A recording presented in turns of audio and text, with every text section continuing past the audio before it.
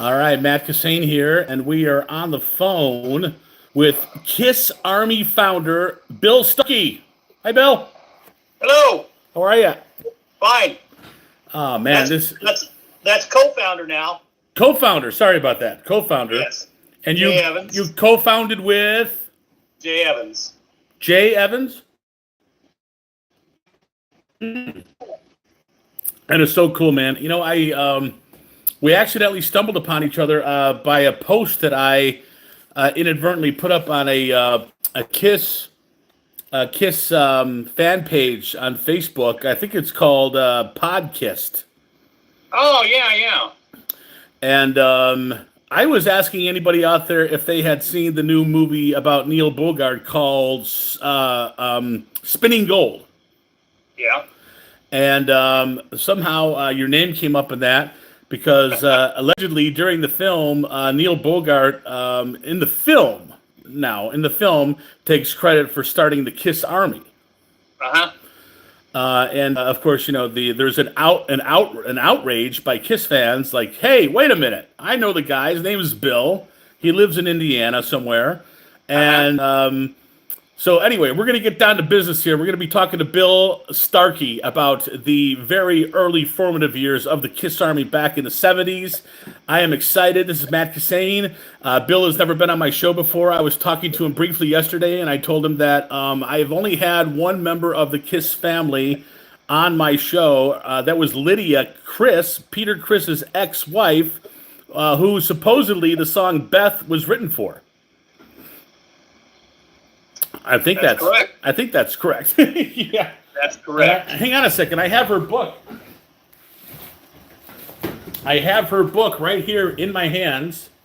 It's a must have for most Kiss fans. Yeah, sealed with a kiss.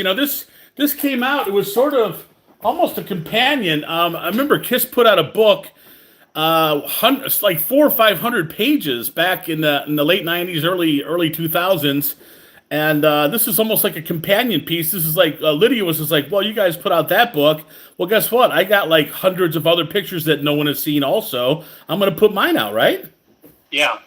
Yeah. And the good thing about Lydia's book is that it's from her own take, so she doesn't have any dog in the fight or anything like that. So she basically gives it to you straight from the way she saw it. So that's what's good about Lydia's book.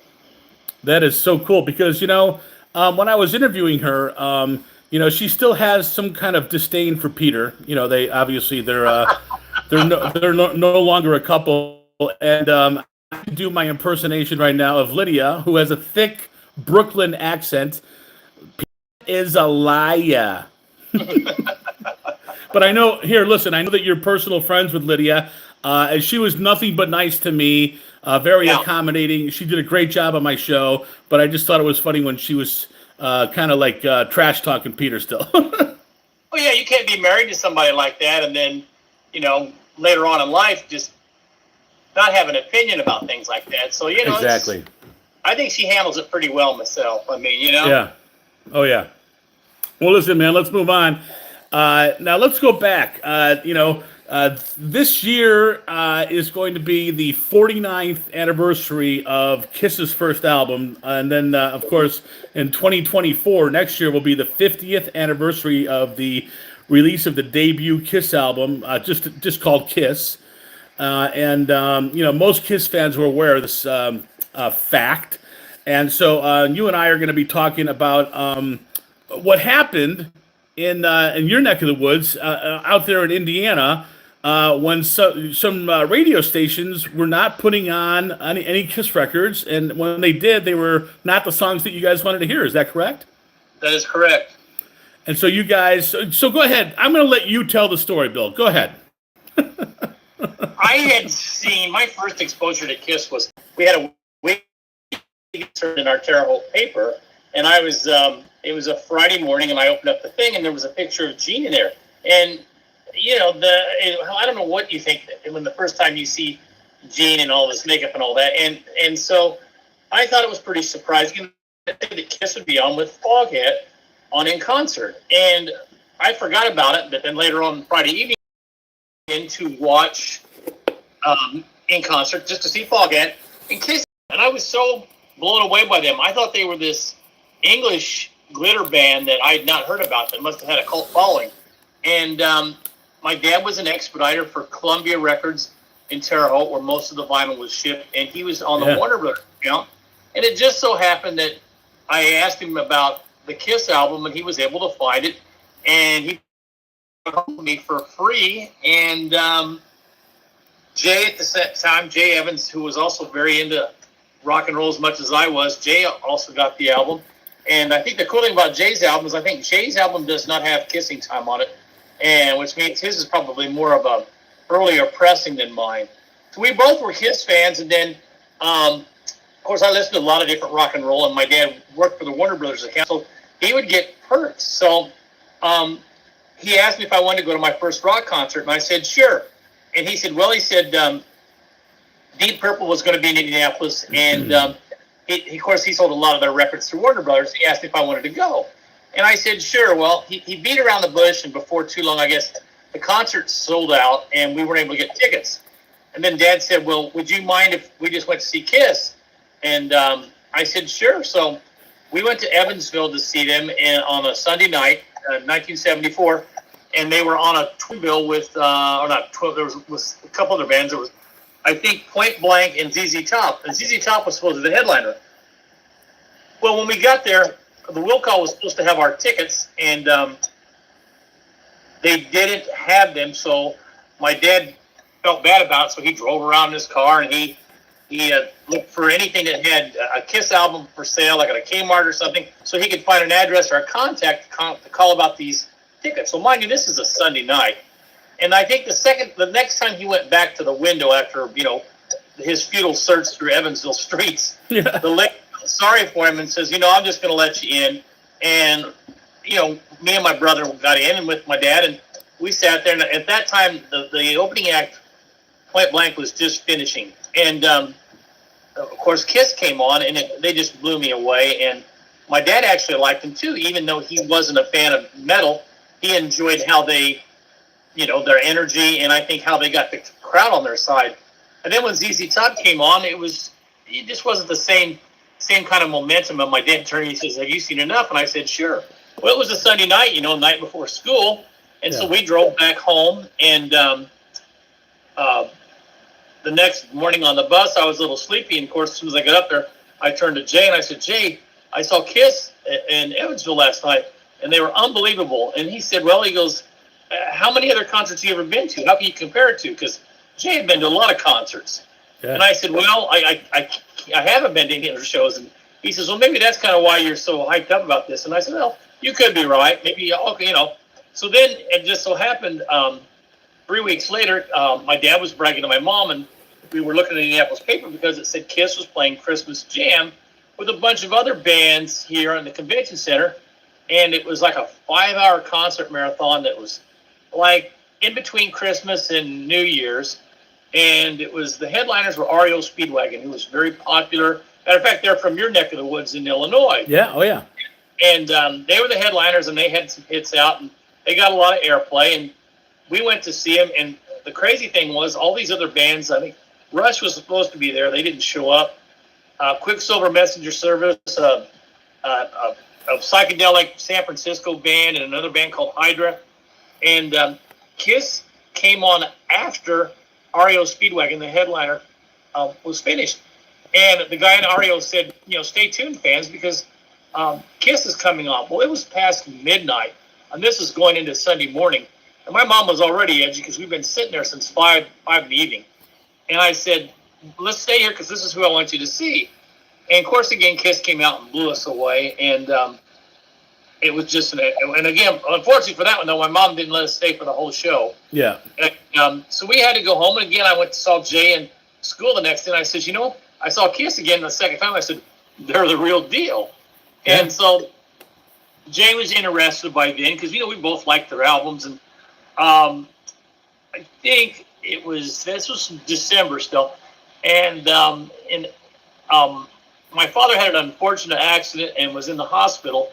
And so he really never recovered enough to see the Kiss Army in its fullest battle form or whatever, because he would tease me before then and say, because he shipped out records, and he said, your band isn't doing anything because they're touring everywhere, according to what his sources were telling him, but he wasn't shipping their records. Okay. So here we were sitting in the hospital waiting room with my dad in the hospital. Are you still there? Yeah, I'm here. Okay, my screen went off. Okay. And I noticed in the paper it said that Kiss would be playing at Convention Center again in April. And I told Jay, I said, this time we got to go, because I want you to see these guys. Mm-hmm. And so he was able to coax a couple other guys in carloads. And this is our senior year of high school at Terre Haute, North Vigo. And we took 3 carloads. Of course, I didn't have a job or a car. And I begged my mom, and here my dad was in intensive care. And I says, can we go see Kiss? And she was pretty apprehensive, but for some reason she let us go. And we took the 3 carloads. We went up here, and again, it was Kiss and Rush and Status Quo. And Rush was phenomenal. That was the first time I'd seen them. And now was this Rush when they just came out with Working Man, that album? Exactly. There was two albums. It was the first album, and Fly By Night. Okay. It was in my opinion, the good Rush. It was the Led Zeppelin type Rush. Oh, yeah. But everybody that we took to that show was immediately a Kiss fan. So you could pretty much say that the Kiss Army pretty much began then, because everybody that came home from Terre Haute from that show was hooked. And Jay was doing cool stuff, like he had a Radio Shack 8-track recorder, and he was recording Kiss songs for people's 8-tracks and just giving them out for nothing. Yeah. And we just at this point they had 2 albums out, right? They had the debut and then Dress to Kill had just come out in that spring of '75. Okay. And they played a few songs from that at the Convention Center. I'm not even sure they played Rock and Roll All Night then, because things were just that new for them. Yeah. So we had this thing going on in school, and when you were in school in high school, you had your favorite bands like you did your favorite sports teams. So I mean, that was the thing back in the day, man. I mean, you had your Van Halen guys, you had your Cheap Trick guys, you had your Kiss guys, I had a guy that was in my high school that liked Iron Maiden. Everybody identified by what band, what was their favorite band. And so Jay coaxed one of our guys' friends, Rob Smith, who was working in the print shop, to make a Kiss shirt for us all to wear at school. And I still say to this day, we had the first mass-produced Kiss shirt. And we posed in the school boys' restroom with our Kiss shirts on, and it was like our team picture. And it was a cool thing. And then, of course, we caught a lot of crap because we heard the same criticisms other people would say, kiss my ass. Yeah. Or even worse, they would say, Starkey, if they're so great, why aren't they on the radio? And that really cut deep because I really didn't have an answer for that. Yeah. So we had already started calling the radio station in at the time, because back in those days in the 70s, you could call in what was called a request line. And even if it was obscure music, there was a good chance that after 10 p.m. they'd play it. Right. And so Jay started that kind of stuff because he liked doing the call-in things. And we basically came up with the name Kiss Army in my basement, because all this debauchery was going on in my basement. It was like the Kiss Army headquarters. Yeah. We would meet there. We could, Jay didn't have a basement, I don't think. And he just came over. We listened to records. We playing this stuff. And we were calling the radio station. And the disc jockeys were kind of nice, because I think they recognized Jay's voice to some way. And they said, we don't play Kiss. And we couldn't figure out why. And he said, well, the program director doesn't like him. He thinks they're some sort of blankety-blank New York band like the New York Dolls, which I guess he didn't think was legit. And so we knew what we were up against. And so we started writing these letters, and we called ourselves the Kiss Army. Nice. And I would cut up magazines from Circus Magazine where it showed Kiss and the Pyro. And I'd say, if you don't play Kiss, we're going to blow up the station and that kind of stuff. We just got a good laugh about it. And then I think one time we finally did get the program director, because he had the 5 o'clock shift. His name was Rich Dickerson. And he's also in Kiss history, because Rich was considered the quote-unquote bad guy. And really he wasn't. But I think he was the one that said he thought Kiss was a mediocre Bachman Turner Overdrive. Oh, no. And that was a huge insult to us, because Bachman Turner Overdrive was like the Nickelback of that era, Oh, jeez. So we started this campaign, and so WBTS would try to get us back, and they'd play like the Love theme from Kiss, which is an instrumental. Yeah. Or you would play a Kiss song and not say who it was, just so we could call the station and complain, and then they'd say, well, you said you wanted to play Kiss, and we said, but that's not what we meant. So, there was this going back and forth thing between us and everybody. And, of course, while we were doing this, I was told that those carloads of kids that we had taken that were also calling in and calling themselves the Kiss Army. Yeah. So at that time, there was a very upstart station, WPFR, and they started playing some Kiss songs. We didn't have any problem winning them over, and they were good about it, but it wasn't our goal because WBTS was the ratings, rock station at the time. So in September, we went through, of course, we graduated. That was our senior year in April, May, June.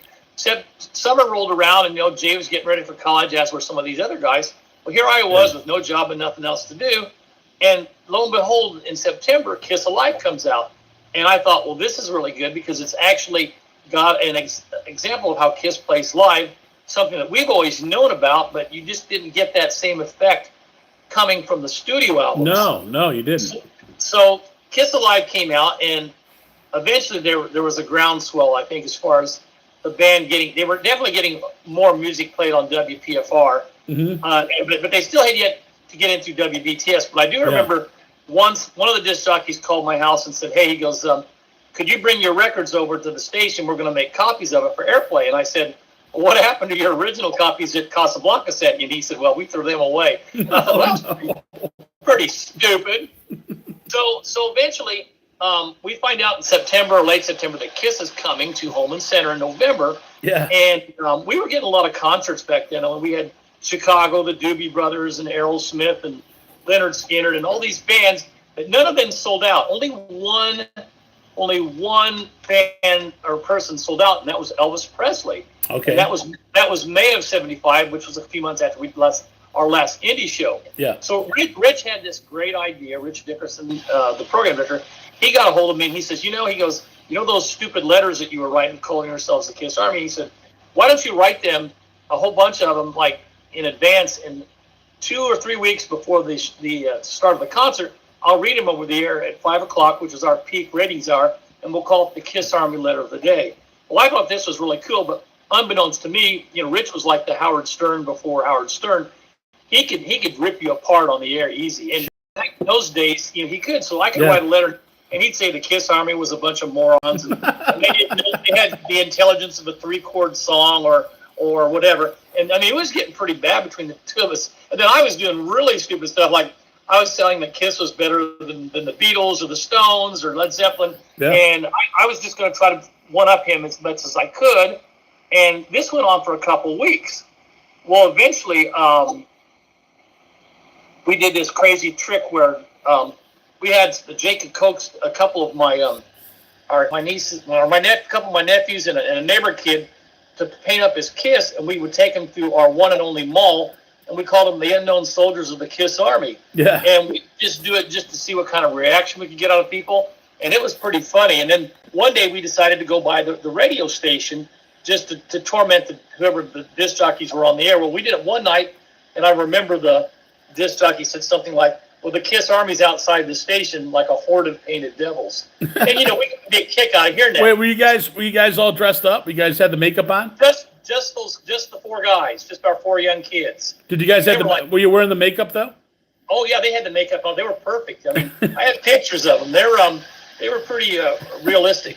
But one night we tried it, and then all of a sudden Rich Dickerson's wife got all excited, and she came to the door. And I said, what's the matter? And she said, Kiss found out what you're doing, and they want to meet you. And I said, what do you mean? And she says, the concert sold out. And I was like, oh, wow. Wow. My reaction was I didn't want to meet Kiss because they were way too, back in those days, there was this mystique. There was this, something about them that you liked him from afar, but you didn't want to get close to him. Yeah. You didn't know at the time that Gene Simmons sounded like a college professor. You No, didn't know I that. mean, All I you mean, saw was people the demon. people were afraid of Kiss back in the day. Oh, yeah, we were as well. But you know how it is, like with kids, so you're always fascinated with it.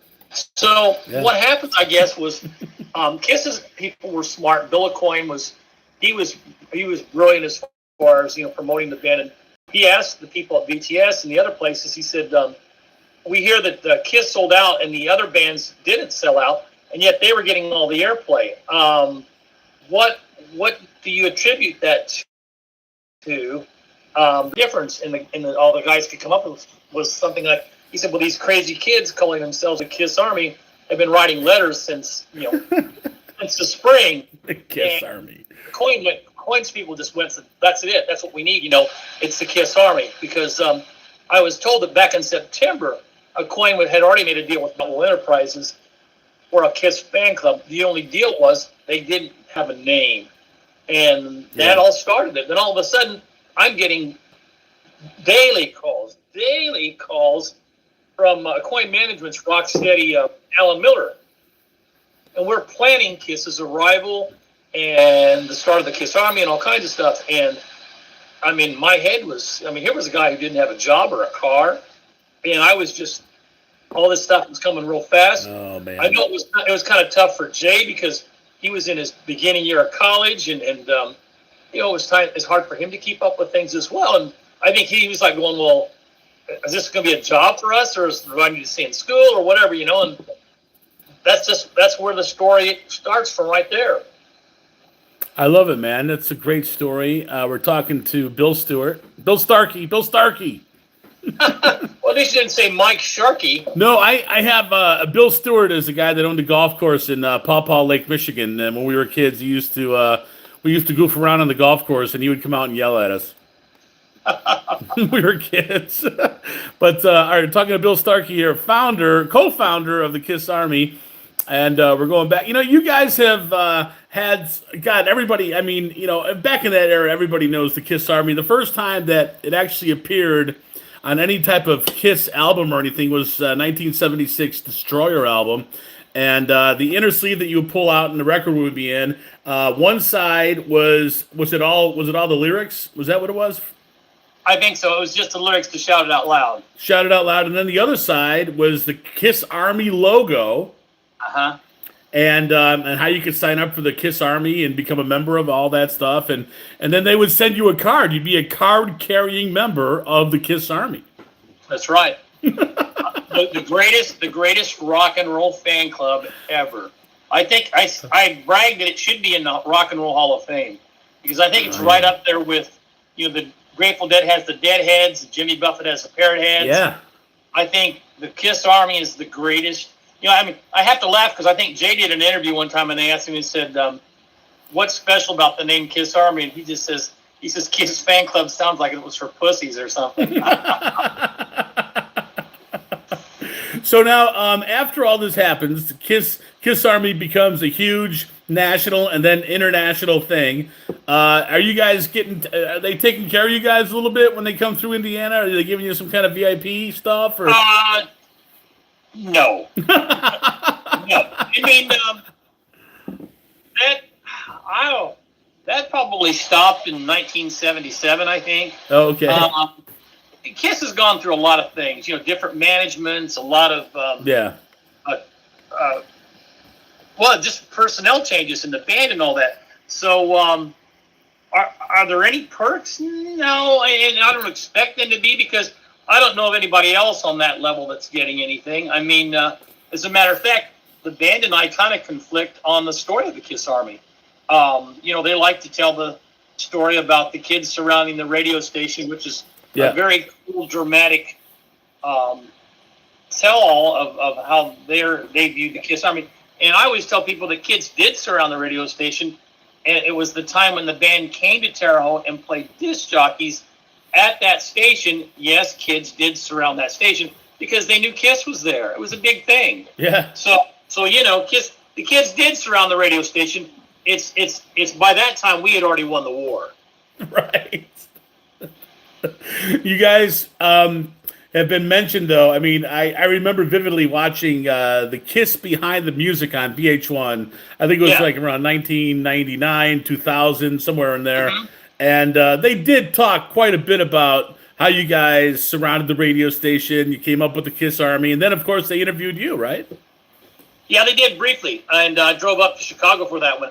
And I remember telling Rich Dickerson one time, because Rich had recently retired from the radio business about a couple years ago. I said, Rich, you know what they're saying about us? I said, they're saying that we surrounded the radio station. And Rich goes, hey, I like that. Stay with it. I'm going, yeah, but it didn't happen. I mean, and that's fine. I mean, it is what it is. But I remember one writer did a story on us, and he said that to him, the Kiss Army was like Chinese water torture. It was like something that it went on for several months before it reached a climax, It took us several months to get our way, but we were lucky that, Kiss Alive came out when it did, and Kiss came to Terre Haute, and we were lucky that Rich Dickerson had an idea, and we were lucky that a coin listened.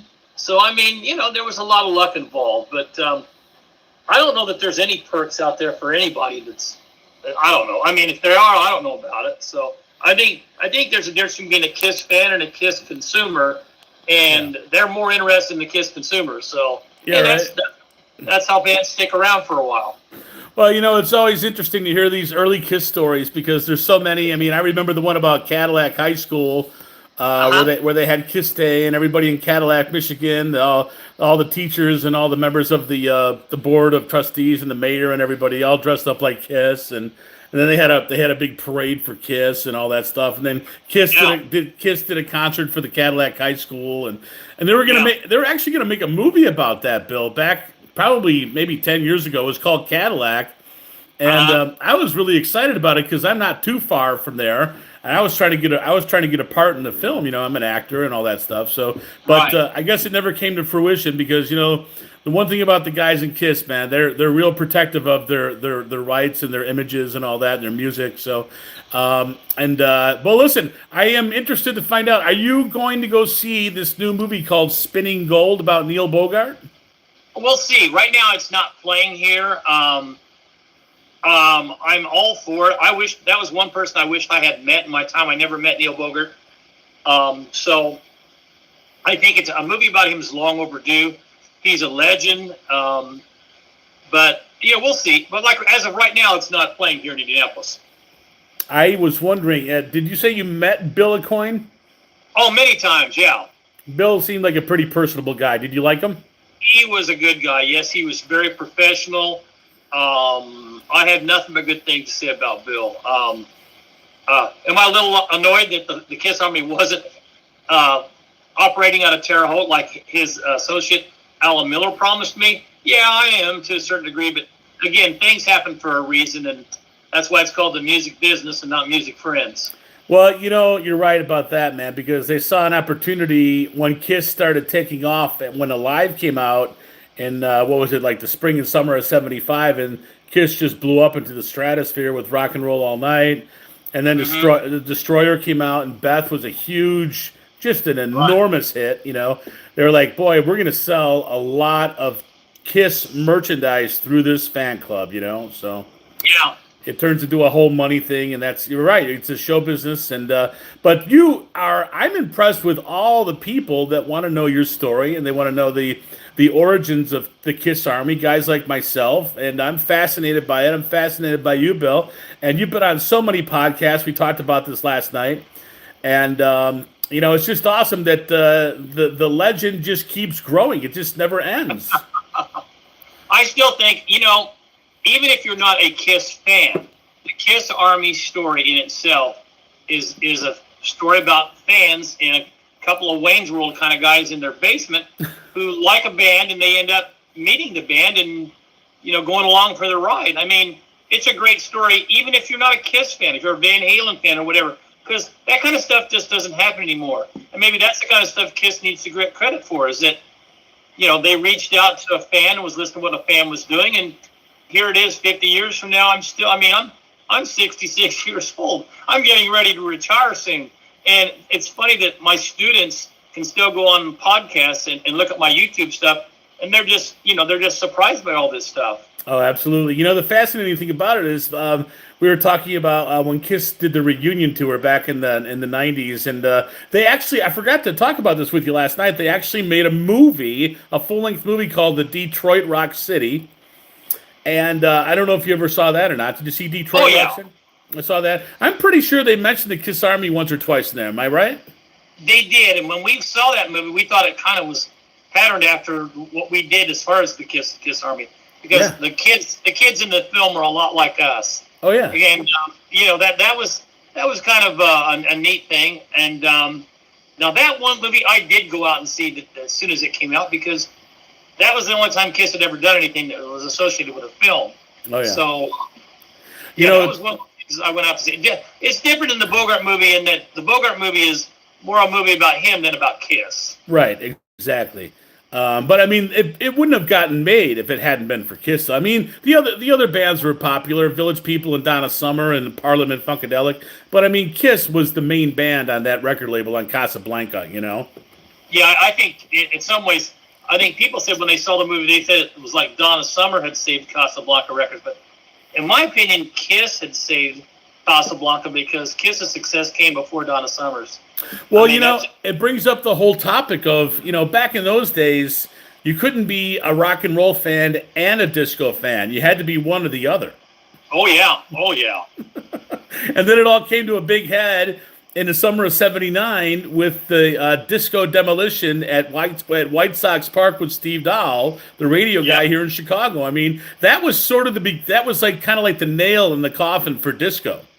But then who would have thought that Paul Stanley would write "I Was Made for Loving You" on Kiss's Dynasty album, and that was a disco hit as well. So I got to be honest with you, that might be the only disco song that I actually liked. there you go. All right, well, listen, Bill, I'm going to let you get back to your life and your family and have some dinner down there in Indiana. And listen, in all seriousness, thank you so much for all your contributions to Kiss, man. Guys like me, we really appreciate what you did. Thank you. I appreciate the interest. All right, buddy. Have a good night. You too. Bye-bye. Bye-bye. What a nice guy, Bill Starkey, man. Check him out online. He's been on like a million podcasts and all these things. And I'm doing this the first time I've ever done this on YouTube. So I hope I'm turning this off the right way.